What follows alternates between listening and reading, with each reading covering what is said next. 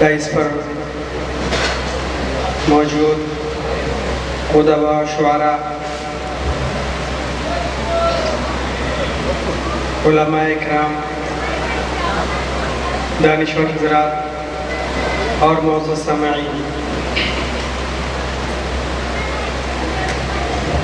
جناب تاجدار تاج صاحب کا تعلق حضرت والد ماجد دامت برکاتہم حضرت مولانا عبداللہ مغیثی صاحب سے بہت طویل زمانے سے ہے، اور اسی سلسلے کو ہمارے راشد عظیم صاحب جو ہمارے بڑے بھائی ہیں انہوں نے آگے بڑھایا۔ وہ حضرت والد ماجد دامت برکاتہم سے ملے، لیکن حضرت علالت کی بنا پر اور کچھ مصروفیات اور مجبوری کی بنا پر تشریف نہیں لا سکے ہیں۔ قبلہ محترم جناب تاجدار تاج صاحب کی شاعری کے تعلق سے اس طالب علم نے، جو ایک ادنا سا طالب علم ہے، کچھ چند سطریں جو ہے وہ بے ترتیب سی تحریر کی ہیں، اور ان شعراء اور ادباء کی موجودگی میں حضرت مولانا نسیم اختر شاہ قیصر صاحب بھی یہاں موجود ہیں، تو وہ آپ حضرات کے سامنے عرض کر دیتا ہوں۔ شاعری کا دوسرا نام واردات قلبی ہے، یا واردات قلبی کا دوسرا نام شاعری ہے۔ شعراء ہر دور اور ہر زمانے میں رہے ہیں۔ زمانے کی رنگینیوں، حالات کی سنگینیوں، ماحول کی نزہتوں، موسم کی لطافتوں اور منظر کو پس منظر میں اور پس منظر کو منظر میں لانا اور سجانا کسی کو کنی سے کم نہیں۔ تاہم بالغ نظر شعراء اس وادی خارزار سے کامیابی کے ساتھ گزرتے رہے ہیں۔ شاعری کو بعض شعراء نے عشق مجازی تک محدود رکھا، تو بعض نے عشق حقیقی سے پیوستہ کر کے دوام اور استمرار کی جاویدانی دولت سے مالا مال کرنے میں عظیم کردار ادا کیا۔ شاعری اگر حقائق سے دور، محاکات سے نفور اور سچائی سے پرے ہو تو اس کو جھوٹ کا پلندہ کہنا چاہیے۔ شاعری میں اگر ذاتی اغراض پوشیدہ ہو، مالی منفعت وابستہ ہو، اقتصادی افکار ہم رشتہ ہو، معاشی تصورات پیوستہ ہو، تو اسے خود غرضی سے تعبیر کیا جائے۔ لیکن شاعری اگر ماحول کی عکاسی، زرداروں کی ظلم و زیادتیوں کا اظہار ہو، اراکین حشم و خدم کی عیاریوں، مکاریوں، غداریوں کا احساس ہو، تو ایسی شاعری کو حقیقت بیانی سے تعبیر کیا جاتا ہے۔ اشعار وہی اچھے اور اچھوتے ہوتے ہیں جو واقعات کی صداقت کو بیان کریں، اور اس میدان میں پہنچ کر بہت سو کے قلم کا رخ مڑ جاتا ہے۔ بہت کم ایسے حق گو، حق شنو افراد ہوتے ہیں جو اس خارزار وادی میں کامیاب زندگی گزار کر بعد والوں کے لیے رہنما خطوط اور نقوش مرتب و متعین فرماتے ہیں۔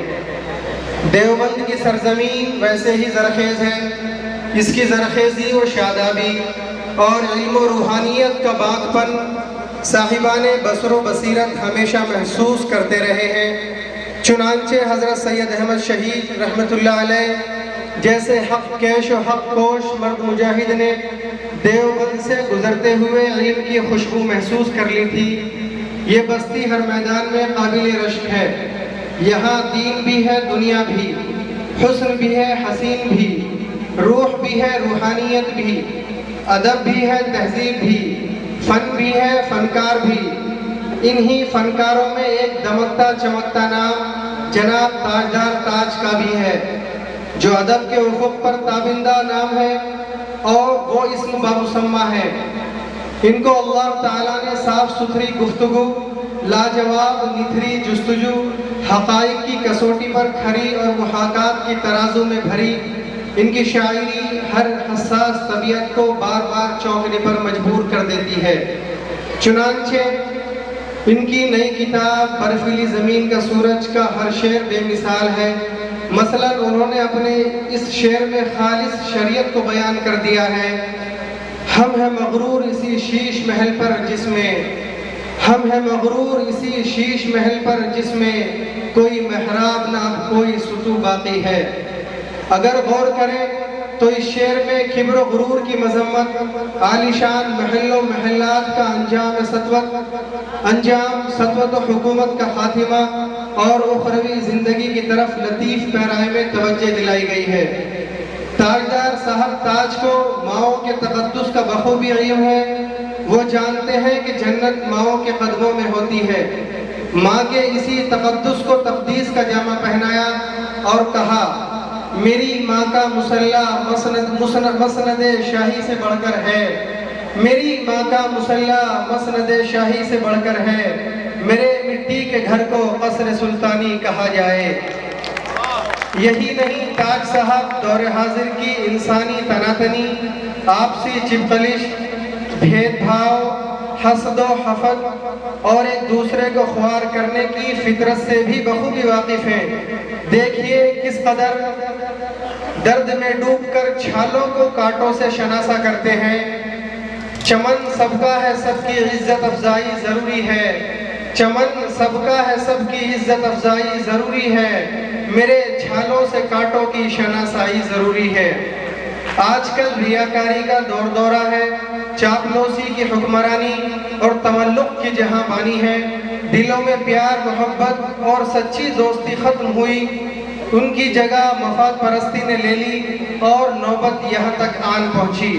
میری بستی تمہیں بھی دیدہ ور تسلیم کر لے گی، میری بستی تمہیں بھی دیدہ ور تسلیم کر لے گی، یہاں تاریخ چیزوں کو بھی نورانی کہا جائے۔ مجھے تو تاجدار تاج کی بصیرت افروز باتوں پر تعجب بھی ہوتا ہے اور نئے قلب و قالب میں ڈھلی ان کی شاعری پڑھ کر مسرت بھی۔ دیکھیے کس اسلوب میں دل کھول کر رکھ دیا۔ سوچنا تھا مسئلوں کا حل تو پہلے سوچتے، سوچنا تھا مسئلوں کا حل تو پہلے سوچتے، اٹھ گئی جب صحن میں دیوار اب کیا سوچنا۔ بس شجر کاری ہمارا کام تھا ہم کر چکے، بس شجر کاری ہمارا کام تھا ہم کر چکے، کوئی ہوگا فصل کا حقدار اب کیا سوچنا۔ اسی طرح غداری، عیاری، مکاری، ریاکاری، ناشکری، احسان ناشناسی وغیرہ کو مختصراً دیکھنا اور پرکھنا ہو تو یہ شعر پڑھ لیجئے۔ دودھ پی کر زہر اگلے وہ یہ اس کا ظرف تھا، دودھ پی کر زہر اگلے وہ یہ اس کا ظرف تھا، کر لیا ہم نے گلے کا ہار اب کیا سوچنا۔ شریعت میں فاسد خیالات اور قاصد عقائد و توہمات کی کوئی گنجائش نہیں ہے۔ موہوم امیدوں پر اعتماد و توکل کی حکمرانی ضروری ہے۔ چنانچہ تاجدار تاج صاحب نے اس موضوع پر بھی خاصے سنجیدہ اشعار سے اپنی کتاب کو زینت بخشی۔ مثال کے طور پر صرف ایک شعر پیش کرتا ہوں۔ جس کی دیواریں کھڑی تھی ریت کی بنیاد پر، جس کی دیواریں کھڑی تھی ریت کی بنیاد پر، وہ عمارت ہو گئی مسمار اب کیا سوچنا۔ تاجدار تاج کو اللہ تعالیٰ نے علم بھی بخشا ہے اور معرفت کے نور سے ان کے افکار و خیالات کو نورانیت بھی بخشی ہے۔ چنانچہ بیجا تعریف پر رسول اللہ صلی اللہ علیہ وسلم نے فرمایا کہ جو شخص منہ پر تعریف کرتا ہو اس کے چہرے پر مٹی ڈال دو۔ ہمارے تاجدار صاحب نے اسی حدیث کی روشنی میں کیا شاندار شعر لکھا ہے۔ میری آنکھیں اب نمائش میں سجائی جائیں گی، میری آنکھیں اب نمائش میں سجائی جائیں گی، میں نے اس کے خار و خس کو زعفرانی کہہ دیا۔ دوسرے مقام پر اسی موضوع پر یہ شعر موزون کیا ہے۔ ہم سمجھتے تھے تجھے اپنے قبیلے کا وقار، ہم سمجھتے تھے تجھے اپنے قبیلے کا وقار، تیرے شانوں پر بھی درباری دوشالے پڑ گئے۔ اسی طرح ان کا یہ شعر بھی سر دھننے کے لائق ہے۔ جس کی خودداری سے قائم تھا قبیلے کا وقار، جس کی خودداری سے قائم تھا قبیلے کا وقار، وہ بھی اب منت کشے دربار عالی ہو گئے۔ بہت سے لوگ اس قماش کے ہوتے ہیں کہ انہیں ابجد کے چند حروف معلوم ہو جائیں تو اپنے آپ کو علامہ وقت سمجھنے لگتے ہیں۔ کسی فن میں کچھ شناسائی ہو جائے تو کسی کو بھی خاطر میں نہیں لاتے۔ ہمارے تاجدار تاج نے نہایت ہی عمدہ شعر کہا ہے، کہتے ہیں میں اذانے دے کے بھی اب تک نہ ہو پایا بلال، میں اذانے دے کے اب تک بھی نہ ہو پایا بلال، تم فقط تکبیر سن کر ہی بلالی ہو گئے۔ اللہ تعالیٰ واحد و یکتا اور بے ہمتا ہے۔ اس نے ہر قبیلے میں ایک سردار، ہر ملک کا ایک بادشاہ، ہر خاندان کا ایک چودھری، ہر گھر کا ایک مالک بنایا ہے۔ اس لیے اگر قدرت کے اس اصول کے خلاف کہیں بھی کوئی واقعہ ظہور و صدور میں آنے کا مطلب ٹوٹ پھوٹ ہے۔ لَوْ كَانَ فِيهِمَا آلِهَةٌ إِلَّا اللَّهُ لَفَسَدَتَا۔ اب دیکھیے تاجدار صاحب نے ایک شعر میں سینکڑوں صفحات کو سمو کر رکھ دیا ہے۔ کئی ملاح جس میں ہو وہ کشتی ڈوب جاتی ہے، کئی ملاح جس میں ہو وہ کشتی ڈوب جاتی ہے، میاں ایسے ہیں اب آثار ہیں، میاں ایسے ہی اب آثار ہیں میرے قبیلے کے۔ کئی ملاح جس میں ہو وہ کشتی ڈوب جاتی ہے، میاں ایسے ہی اب آثار ہیں میرے قبیلے کے۔ کردار کی عمدگی، اخلاق کی شستگی اور گفتار کی طہارت کی ہر مذہب میں تعلیم دی گئی ہے، لیکن محسن کشی، ناشکراپن اور شہداپن ہر مذہب میں برا تصور کیا جاتا ہے۔ اب دیکھیے تاجدار صاحب کہتے ہیں وہی خنجر لیے پھرتے ہیں اپنی آستینوں میں، وہی خنجر لیے پھرتے ہیں اپنی آستینوں میں، پذیرائی جہاں ہوتی ہے بد کردار لوگوں کی۔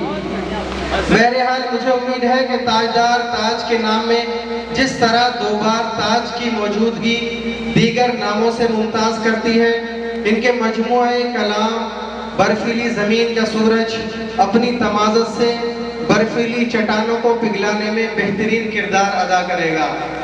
وَمَا عَلَيْنَا إِلَّا الْبَلَاغُ۔